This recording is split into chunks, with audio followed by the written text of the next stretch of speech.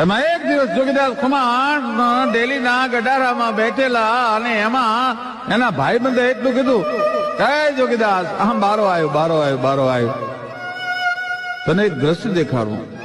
અરે શું છે ભાઈ? પણ કે બારો તો આવ્યો. સામેથી પટેલની દીકરીઓ માથે પાણીની હેલું લઈને વહી આવે છે ને એમાં એક રૂપનો અંબાર પટેલની દીકરી. જો જોગા જો રૂપ જો, આનું નામ રૂપ કહેવાય. જોગીદાસ ખુમાણની એક વાર મીત મંડાણી અને જોગીદાસ ખુમાણને એમ થયું, આહો મારી પ્રતિજ્ઞા તૂટી.